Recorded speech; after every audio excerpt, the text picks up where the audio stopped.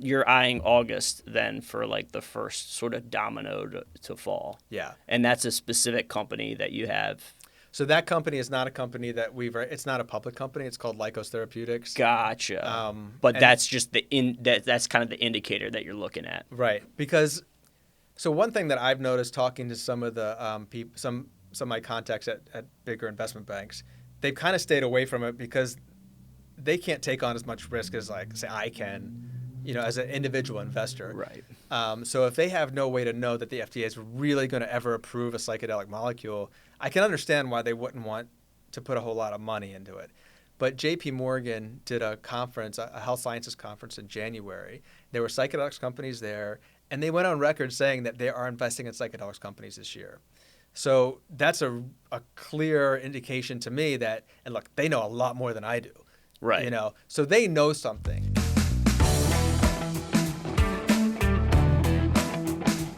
Welcome to the Angel Research Podcast. My name is Jason Freert, and I'm here with the illustrious Jeff Siegel. Illustrious. Yeah, I try to come up with a new descriptor every time. I like how Rogan always says the great and powerful. The great and powerful, legendary Jeff Siegel. You really are legendary now in this space. You've been doing it for how long? God, I mean, I've been in this business. Don't want to date you. No, I got into this business in '94. Yeah, so that's 30 years. And that's what I think some of our subscribers might not realize that, we've been doing. I mean, that was with Agora Publishing, but even Angel, I started in 2005. We've been going around this for a while, and you kind of see some of these people pop up, and you're like, where did this person come from? And it's not to say that a person can't start their own thing, but there's a lot of shysters out there that are saying like all sorts of just crazy stuff on the internet. Like, well, this doesn't really happen to me anymore because I kind of put a stop to it early on. But when I first started Green Chip Stocks, this was like the height of solar. Right. Like solar was killing it. We just got in at the right time and did really, really well. But not many analysts were covering solar at the time. So I would go to all these conferences and a lot of startups would be there and like penny stocks, they would show up. And the IR people would just come up to me and be like, what's it going to cost? Yeah. Like they had no qualms about just throwing it out there. Like, we basically will pay you to promote our stock. And they were listen, if a company is worth anything, they'll never do that to you. Right. Well, and that's not to say that still goes on. Oh, yeah, for sure. And I think there's nothing, it's kind of interesting because there's nothing illegal about that. It's unethical as fuck. Well, it depends on whose perspective you're looking at, right? Mm-hmm. So they're allowed to do it for a newsletter editor, and then you have to disclose, as a policy, though, Angel Publishing, and there are a lot of publishers out there that have the same policy, right, that they don't accept payment from, companies to promote stocks. I mean, to me, that's like our golden rule, because once you do that, then you're quote unquote compromised, so to speak. So, but they do other things too. It's not always money. So, like, right, I've had offers to, stay at my house in Hawaii for the month, and it's like they find ways to get around it. But again, like if anyone is doing that, like any company worth anything will never offer to pay for coverage because they don't need it. Right. So I learned that pretty quickly. But then after a couple of years of me just constantly turning people down, then they just stop. They don't hit you up anymore, which is fine. But yeah, it's interesting when I look back in my career and think about when I first started, and I was still very green. Like, I still didn't really understand the landscape of like how IR works and how people push stocks. I didn't get it. To me, I was just like, oh yeah, you invest, you find something you like, and if it makes sense, you invest, you make money. So I got a pretty powerful lesson within that probably first couple of years. Yeah, and I think all of our people that have write for us and do research have gone through various stages of that as well. It's something that you just kind of have to learn. That's why experience is important for that, maintaining your independence. And I think it's certainly tough. I mean, if someone's going to be like, hey, I'll pay you $30,000, all you got to do is write this ticker symbol down and send it out. Like, I guess, some people find that tough to turn down. Yeah, but if you want any kind of longevity in this business, Yeah. you can't do that. You won't be around very long. Right. So, and green chip stocks is still around. Yeah. Yeah. It's kind of funny that we talk about that space, and the IR people kind of follow the trends as well, right? Mm-hmm. So, when solar was getting hot, I'm sure it is, and then then kind of it fell off a little bit, and then there was other things that were more popular going into crypto, and then weed, and they just there's always kind of been that mining like element, because you always need precious resources and stuff like that, but they also kind of tend to jump to the various things that they think they can kind of sell, and like now it's like AI, like everything's AI. Although I'm actually surprised more companies aren't trying to lean into the AI as much as you would think that they did on crypto. Like, remember that was it the Long Island iced tea company was like, we're changing our name to Long Island Blockchain. I didn't even know about that one. Yeah, it was like a whole thing, and they like spiked. Like, I don't even think it's a company anymore. But well, you know, there was a mining company years ago, and it was really just a shell. And when cannabis first hit, this was probably about maybe a year or two after we had already made a lot of money in this space. They're like, "Hey, we're a cannabis grower."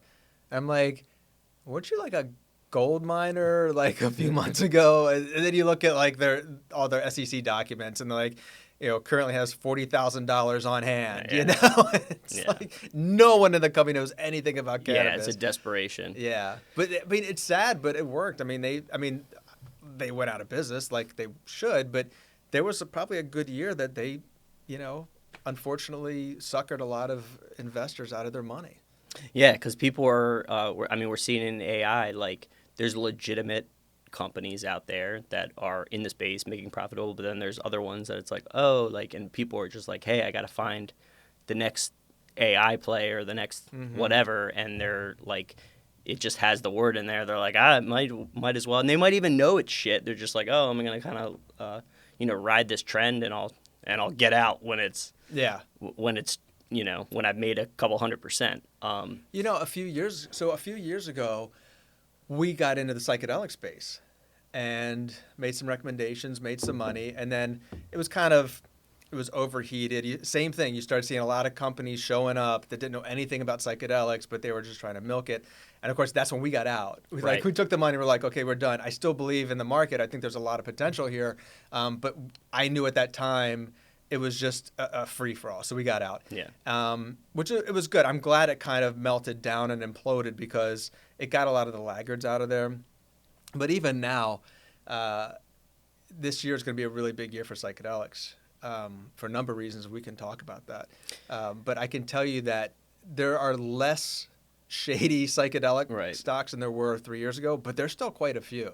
And even though there's a lot of good stuff that's happening in the space this year, you still have to be really careful, because there's a lot of shady penny stocks out there that are going to try to ride this wave. Yeah. Well, I don't think that's ever going to go away. No, it's not. There really isn't. And you think about that's just the maturation of the industry. And I think that's one of the benefits of you doing this for so long, is like you kind of start to develop this sixth sense of like, it's like the contrary. You just, instead of being like, oh, this industry is super hot, like, look at all these things going up.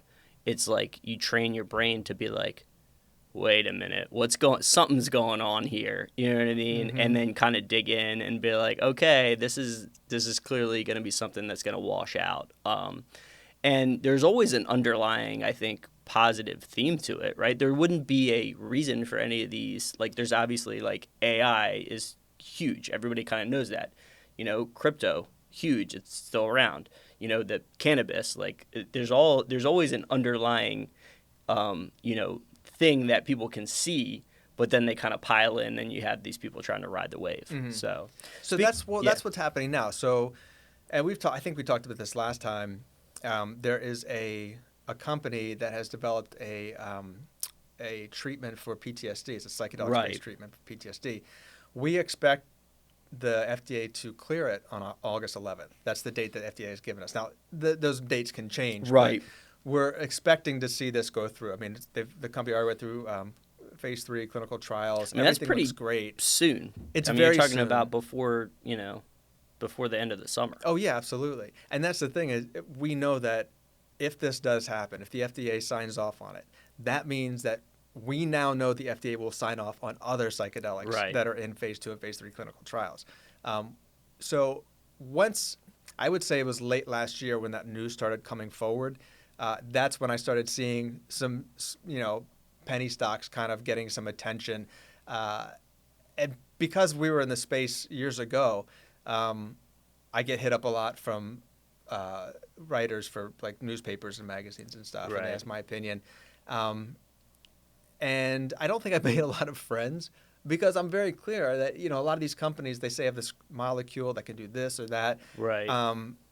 But if you're in drug discovery and development, you have to have a ton of money to get through clinical trials. And if I look at, say, 100 stocks that are, either directly or indirectly related to psychedelics, maybe 4 have enough cash to get through, let's say, the next 3 years.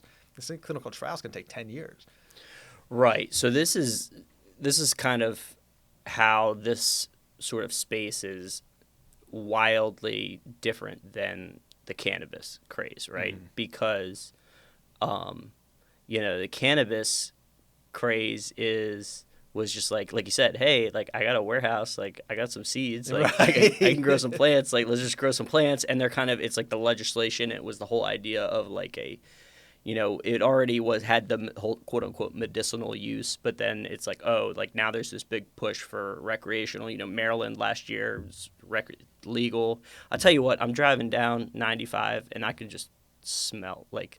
Oh, because they have the facilities off of 95. No, I think just people like baking really? in their car. Is that what it is, though? I mean, why would I smell like the weed? They're growing weed off of 95? Yeah, so down. Okay, maybe that's what it is. That actually would make more sense because I'm like, dude, people are just baking out their car, and I'm just like. Once you pass the city, once you pass like the trash where they burn the trash, right? Whatever they call it, I don't know. Once you pass that, there's a bunch of warehouses out there where they grow, and then as you get closer to the further west you go, there's more warehouses out there. Because I remember visiting when they were first building them. That would make more sense. You could smell it. But I also will just be walking around here, and you can around the office, you can smell it. So anyway, that was the cannabis boom, which obviously you played for like multiple 1,000% gains and stuff like that, but the psychedelics side is more like an actual drug, right? So it's more in the pharmaceutical space, which seems to be a whole different ballgame, like you said, with trials. But it also seems like there's a potential like much wider range of use for this type of stuff. Right. Yeah. So I think from an investment perspective, it's a lot more attractive. So if you look at a cannabis company, most cannabis companies, they grow weed.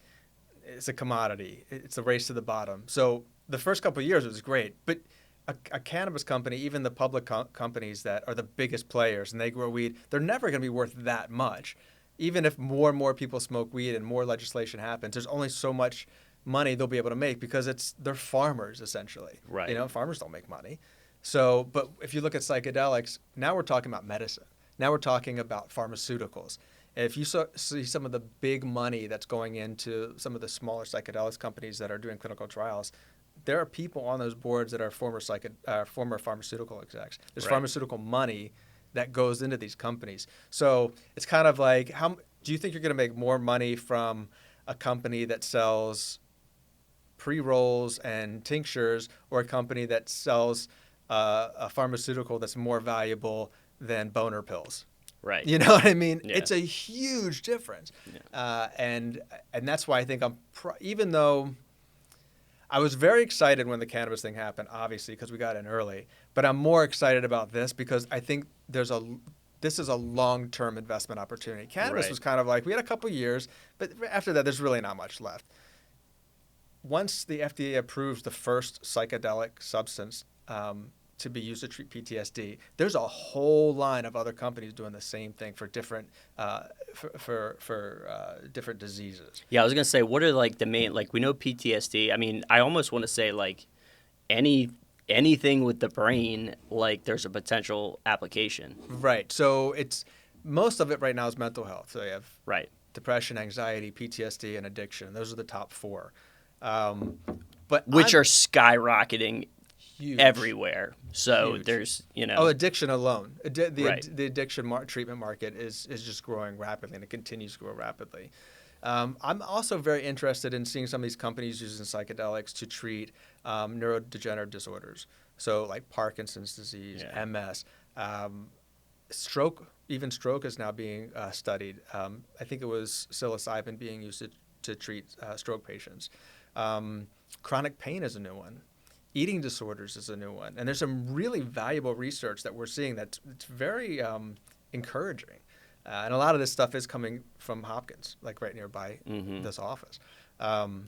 So it's bigger than just this first company that's doing psychedelics for PTSD. It's so much bigger. And we've even talked about this. If I actually made a list of all the treatments that exist now that could be where psychedelics could be used as an alternative, it's more than $1 trillion if you add them all up. Right. Now, I'm not saying that there's no one company that's going to treat all these things, but there's a series of companies. So as an investor, that's great for me because that gives me an opportunity to, profit from the addiction treatment market, from Parkinson's, from stroke, from anorexia, from smoking cessation is a huge one. So, Right. I mean, in terms of an investment opportunity, when you're looking at the biotech/pharmaceutical space, there's so much. There's just so much opportunity here. And it seems like it's likely that these companies that are doing this research and trials are likely to just get bought up if they have something. So is that kind of like the plan with these, or are some of these are the stocks and companies that you're looking at, are they, pharmaceutical companies that just like have a division that's doing this, or is this like a company that is basically like, hey, we are going to be a psychedelic pharmaceutical company or a psilocybin pharmaceutical company. We're studying this particular to treat this like specific disease, or is it? And we're hoping to get sold, or we're hoping to expand out with the revenue from our first drug, or is it more like maybe somebody that actually already has drugs on the market, and this is kind of like another drug that they're researching? So really, I treat psychedelics companies like biotech companies, Right? And pretty much every biotech company either sells the entire company or their IP to a pharmaceutical company. Right.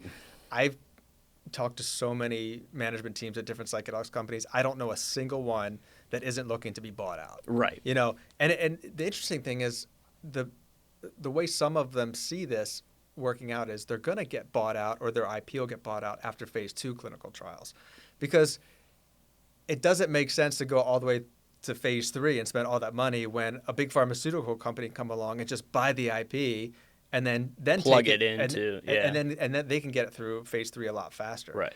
And that's really I can't think of a single psychedelics company that has any desire to become like a lone standing operation to go against AstraZeneca or something like that. It just wouldn't make any sense. Right. That's interesting. So in the biotech realm for these guys, I mean, is it like they have one shot here? You know what I mean? Like, it seems like some of these are hey, we're going to go through this trial, but if the trial fails, then they basically it's kind of like feast or famine, right? So I won't invest in any psychedelics company if they don't have more than one indication. Okay. So if I look at the pipeline, I need to see. Now it could be the same molecule. So for instance, there's one company that has the same molecule for 3 different indications. Okay. So one is general anxiety disorder, another one is treatment-resistant depression, and I believe the other one might be related to addiction. It's the same molecule. It's just different versions of that molecule. Okay. So you could have maybe the addiction one doesn't work, but there's promising results for anxiety. Right. So If you just have, it doesn't Well, make it's sense. like, to I have mean, one. we talked about a lot of drugs, like, what was, the Viagra was originally for, like, something with the heart or something. Yeah, because it opens blood vessels. Yeah. Yeah, and so they're like, "Oh, what's going on here?" And that turns to, but that it's not just that's kind of like a common story, but I Yeah. feel like that's a lot of drugs. They Well, Ozempic's like, perfect example. right. What was that originally for? That was for diabetes, I believe. And but it's for diabetes because it helps them lose weight, right? I don't know that. I don't know. It wasn't. I don't think it was about that. I think Oh, it the was for weight loss something thing else. was like they figured out along the way. Gotcha. Um, And now you can't get it because everybody Well, everybody wants to take it. Apparently, there's some evidence showing that it could help with addiction too. I did see that too, so it's interesting. So it sounds pretty exciting. I mean, so you're eyeing August then for like the first sort of domino to fall. Yeah. And that's a specific company that you have. So that company is not a company that it's not a public company. It's called Lykos Therapeutics. Gotcha. But and- that's just that's kind of the indicator that you're looking at. Right. Because so one thing that I've noticed talking to some of the some of my contacts at bigger investment banks, they've kind of stayed away from it because they can't take on as much risk as like say I can, as an individual investor. Right. So if they have no way to know that the FDA is really going to ever approve a psychedelic molecule, I can understand why they wouldn't want to put a whole lot of money into it. But J.P. Morgan did a conference, a health sciences conference in January. There were psychedelics companies there, and they went on record saying that they are investing in psychedelics companies this year. So that's a clear indication to me that, and look, they know a lot more than I do. Right.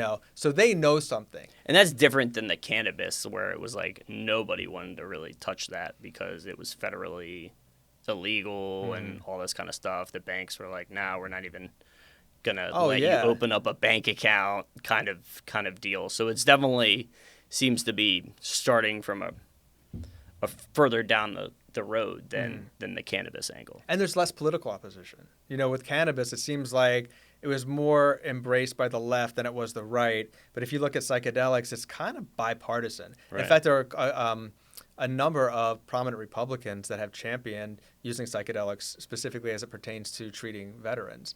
Right. Dan PTSD, Crenshaw is yeah. one. What's the guy, the former governor of Texas, Rick Perry. There's a number of them. And it's funny. It's actually one of the few things I've seen Republicans and Democrats agree on. It's at some level. Yeah, incredible. You see like Dan Crenshaw and AOC on the same page, or like in the same event. I think they can agree on aliens too. You think? I think so. Can't we all agree on aliens? Aliens and psychedelics will they- unite the they country. can I was gonna coexist. say, I don't know. Maybe people. So, back to the larger guys though. Are there larger pharmaceutical companies that are dabbling in this? Or are they just kind of like waiting to see, like, hey, look, let's just see what these other kind of quote unquote startups do, and we'll maybe swoop in and kind of buy them. I know that the big pharmaceutical companies are watching them. Right. They don't show their cards. Yeah. Particularly in this case, because again, we're still waiting for FDA approval. I think you might start seeing them show their cards once that happens. Yeah. The only one that I've seen that actually has been a bit vocal about it is called Atsuka Pharmaceuticals, a Japanese company that is invested in some psychedelics companies. But outside of there's like AstraZeneca. What are some of the other big ones? Merck, Pfizer. I know for a fact that those guys are looking at it, but it's not going to be in their reporting. It's not going to. I see them at these events, Right. So they're not there because they're looking to score mushrooms. Maybe both. Those guys mostly. So do coke, I mean, that's a question I have. The delivery system here for these. I mean, eventually, is it just basically going to be a pill? It's all kinds of things. It's pill, IV, intranasal is a big one. Okay. Those are the three that I've seen mostly. Okay. And it probably just depends on, what's, being treated or, how that absorbs into the body on whether. Because everybody's looking for, your promotion even talks about, like, the limitless pill, Everybody's looking for a magic pill, although, I don't really care. I take allergy medicine and I use the nasal spray that, like, works well for me. So, right. As long as it's in a form that, people will take every day and it's going to help them. Well, you can't. That's the thing with. So I've had to explain to some people. It's not like you're going to take actual mushrooms, you know? So when you do clinical trials, everything has to be exact, and you can't give someone 3 caps and say, I think that's 5 milligrams, 5 grams or whatever. I don't even like mushrooms. Right. Maybe like some saute. You got to put some butter on them and stuff. Some salt and pepper. Yeah. So yeah, so I mean, you'll see in the labs, these are analogs of these molecules, and it's very, very strict in terms of dosing. Right. Great. So that is, how many companies do you have in this report? So there's 3 in this report. Okay. There are 2 other companies that I'm meeting with right now that I like on paper, but I'm still meeting with them because, you know, sometimes stuff on paper doesn't really pan out once you talk to management. Right. So there's 2 that I hope to add to the portfolio this year. The same thing, it's drug discovery and development. Yeah. Using, we call it EN23. It's just another word for psychedelics. Yeah. And one company is using LSD analog, and another one is using ibogaine, which is it's pretty much used as a treatment for addiction. Mm-hmm. It's not legal in the U.S. It's legal in Mexico and some of the Caribbean islands. A lot of people go to Mexico to use ibogaine. Yeah, why isn't it legal? I mean, I know there's a push to make it legal, but it's just ibogaine has an incredible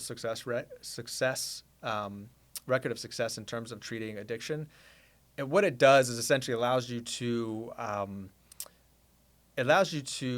kick a habit without going through withdrawals. Right. And that's the problem for some people. They say, okay, I'm on, you know, opioids, and they want to get off of it, but they go through withdrawals, and it's hard to stick to it.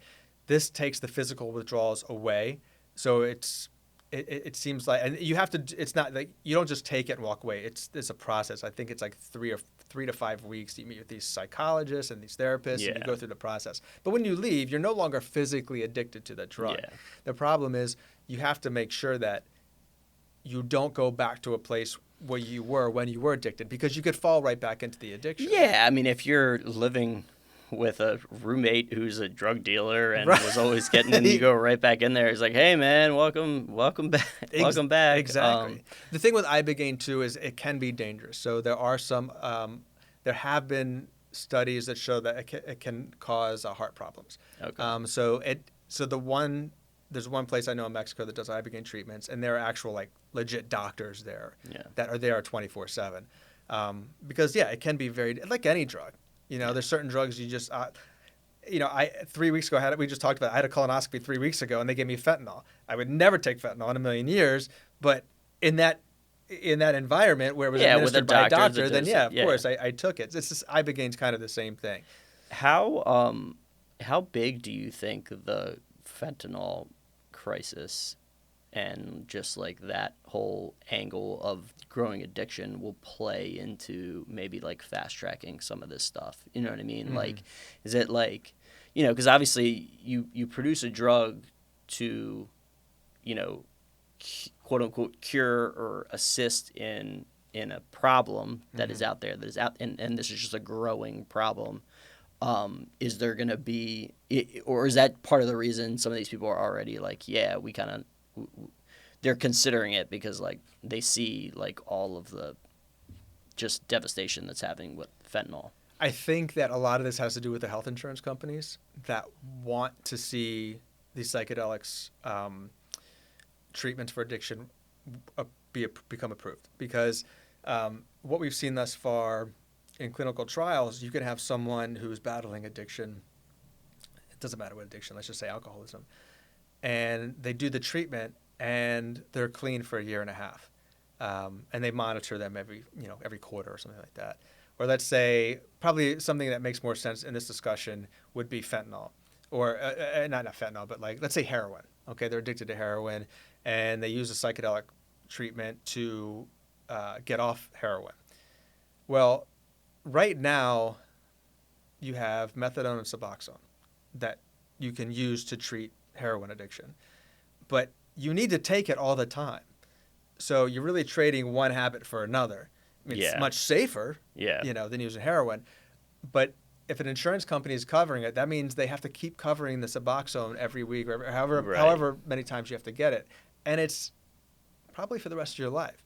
Whereas you can have a psychedelic treatment that you do 3 times a year. And that'll cover you for the next 3 years. So, but the people that are making Suboxone, they want you to. Of course. But the health insurance companies are more powerful than the pharmaceutical companies. And Okay. I think a lot of people fail to realize that.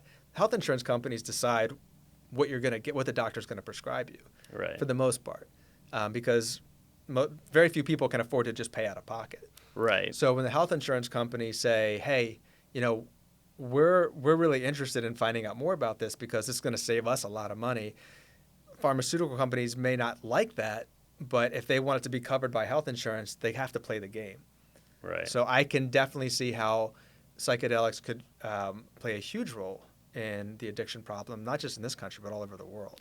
Yeah, I was gonna say we're kind of focusing on the U.S. based and like these laws and trials. Is there any other sort of international like plays or like companies? I know like AstraZeneca, I guess, is like based out of the UK, or is this sort of like ground zero just because of the addiction problem, or are there other areas where it might move faster? It seems like Europe is pretty like chill like on some drug situations, but then they also have a lot of regulation in terms of like the FDA and shit like that.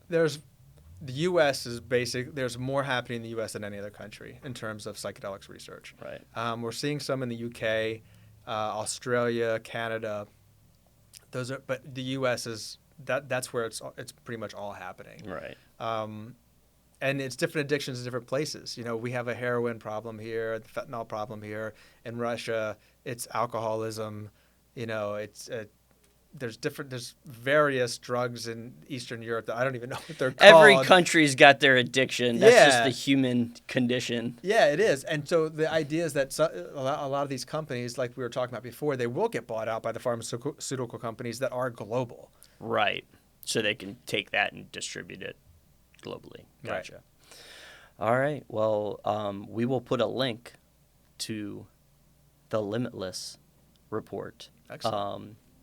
Which is an homage to the movie with Bradley Cooper, where he takes the pill and he makes him. Which, do you think there's going to be any sort of like non-addiction based use for these things down the road? Because it's not just like, obviously it's kind of like the way in the door is to treat debilitating mental illness, but is this something that like people are just going to be able to take to sort of improve their brain function? There's people take mushrooms recreationally all the time. Is that another area that can potentially come in, or do you think that's maybe moving a little bit too fast? No, it absolutely could. I think the Limitless pill. So when we talked about that, it really did strike me as, hey, this really is very similar to it, not in the grandiose way we saw in the movies. Yeah, of course. But so to give you an example, I don't know if you remember in the movie Limitless, he learns to speak Italian in like 48 hours. Right. So there actually was a study where they used psilocybin to enhance the ability for someone to learn a foreign language. And it worked. Yeah. That's still early research. Yeah. But I thought about that, and I was like, this is like the Limitless pill. Yeah. And then I started thinking about some of the other things that psychedelics can do. Improve your self-confidence. There's studies that have shown that, people that have taken certain types of psychedelics in a clinical setting saw increases in their self-confidence. What else happened? Oh yeah. So with self-confidence, what comes up if you don't have luck with the ladies, but you have self-confidence now, this could theoretically improve your sex life. If you are constantly battling stress is one of the biggest killers in the world. Stress will kill you faster probably than, I don't know about cigarettes, but it's definitely something that really can affect your heart, can affect your brain. Being able to take something that can alleviate stress by alleviating anxiety and depression and PTSD and addiction, that will in effect help you live longer. Right. So the more I would dive into what these molecules can do, it really was kind of like, this is kind of like the Limitless pill. Right. And I just think of like people, and I'm one of them too, like needing their coffee and like caffeine in the morning to like, and that's a stimulant on the brain, and that is also a quote unquote addictive substance as well, that has sort of like just naturally become part of the culture of like, hey, I need my coffee in the morning to kind of wake up and do my best thinking. So This is kind of taking it to the next level. So that's really interesting. I am excited to see what happens here. So, and you've already gone on record, you think this is gonna be way bigger than the cannabis thing. I think it's gonna be way bigger, and it's gonna last a lot longer. Right. Cannabis, I mean, I guess you can make a couple of bucks in the space still, but not much. But no, I mean, you think about all these treatments that'll be in there, and it's not going to be, like you said, like cannabis is like, it's still like, there's an edible, and like you can smoke it or vape it or whatever, and it's like going down the recreational route. This is going to be like, hey, here's this treatment that is for PTSD, anxiety, depression, which is, seemingly just doing nothing but growing in this country and around the world. So it'll also be how can I explain it? It's kind of like it will have more it'll be more legitimate in the eyes of most people, because you're not going to see mushroom dispensaries and LSD dispensaries. This is always going to be medicine. There's a couple of places that they'll maybe decriminalize it and maybe legalize it in some places in Canada. I think you could, in a kind of a gray market, buy mushrooms, but this is pharmaceutical. This is biotech. So while it's easy to look at the cannabis space and think, oh, these stoners and they're smoking all the time, all this stuff is done in a clinical setting. So it's I guess I have to remind people sometimes, like, this is medicine. No, I instantly, I mean, you just think, shrooms, LSD, like drug, what I mean, hard drugs, and then cannabis, and it's really, and also because it's a process of this therapeutic thing, I think it's still hard for people to, they still just think, hey, I have to take a pill, and then magically I'm better. It's just kind of naturally ingrained. So I think people are opening up to that, and it sounds like this could be the next big thing. I'm excited for it. I honestly, like we've talked about this, I've been doing this for a long time. Renewables, solar, wind, cannabis, even some of the food tech stuff we got in early on. But I think in terms of like the value of this, societal impact, it exceeds everything we've ever covered. And I think, I don't think I've ever been more excited about a specific opportunity in my 30 years doing this. All right. Well, I'm sold. Let's buy it. All right. Thanks, Jeff, for coming on the podcast. Link below to sign up to Green Chip Stocks. I think this is Green Chip Stocks is like the longest running newsletter we have had here, I believe, in various forms. So sign up, and don't forget to like and subscribe and do all that crap. Comment too. Comment on our matching outfits, or whatever you want to comment on. Or if you have any questions, I'm happy to answer them. Yeah, absolutely. I would invite people to join the Discord too, and they can chat directly. Well, the Discord's good too, because on the Discord channel I do post things related to psychedelics, like the last time the FDA approved breakthrough therapy status for one of the companies that we followed. I posted that on Discord. So anyone who was on Discord who got that message and bought the stock that day is probably up about 50% right now. Hell yeah. All right. So let's make it happen. Thanks a lot, Jeff. My pleasure. Adios.